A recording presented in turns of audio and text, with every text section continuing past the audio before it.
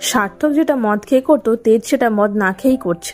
তেজ আবার সুধাকে মিথ্যাবাদী, লোভী ইত্যাদি বলে অপমান করতে থাকে। সুধা তাকে বোঝানোর চেষ্টা করে, কিন্তু সে বুঝতেই চায় না। অবশেষে সুধাও তার গলা উঁচু করতে বাধ্য হয়। তেজকে মনে করায় তার বলা কথাগুলো। সে বলেছিল সে সুধার অতীত সম্বন্ধে সব জানে, তারও একটা অতীত আছে। সে চায় সবকিছু ফেলে আগে বাড়তে।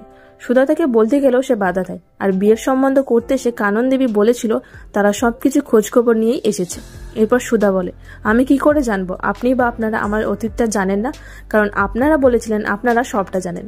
তাছাড়া আমি তো আপনাকে বিয়ে করতে চাইনি, আপনি জোর করে আমাকে বিয়েটা করেছেন, তাই আপনি আমাকে বারবার অপমান করতে পারেন না। তেজ একটু ভাবে, তারপরে বলে, আমি এত সব বুঝি না, আপনি সবকিছু প্ল্যান করেই এগুলো করেছেন। আপনি এবং আপনারা পরিবারের সবাই লোভী। এই বলে জঘন্য অপমান করতে থাকে। সুধাও থামে না, সেও তেজের সাথে ঝগড়া করতে থাকে। এরপর তেজ সুধাকে মারতে উদ্ধত হয়। সুধা তখন সার্থকের অত্যাচারের কথাগুলো মনে করে ভয় পেয়ে যায় এবং সে কাঁদতে থাকে।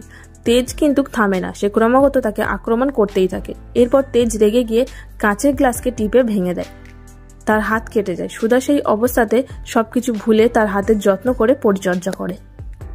এরপরও ওই জানোয়ারটা যদি মানুষ না হয় তবে কবে হবে কে জানে। সত্যি বলতে কি হওয়া অসম্ভব, কারণ যার কাছে লজিকের থেকে পুরুষত্ব বড় সে যে আদৌ শুধরবে, এটা ভাবা মানেই বিলাসিতা। সত্যি বলতে কি আজকের এই এপিসোডটা দেখে গায়ে রক্তে একেবারে আমার গরম হয়ে গেছিল। কিন্তু হ্যাঁ, সাথে এটাও বলবো বাজে ভাষা ব্যবহারের জন্য ক্ষমা চেয়ে নিচ্ছি, ক্ষমা করে দেবেন। বাকি তোমরা যদি আজকের এই এপিসোডটা দেখে থাকো তাহলে তোমাদের কেমন লাগছিল ওই তেজের আসল চেহারাটা দেখে অবশ্যই জানিও কমেন্ট করে। দেখুন শুভ বিবাহ প্রতিদিন রাত 9টায় শুধুমাত্র স্টার জলসায়।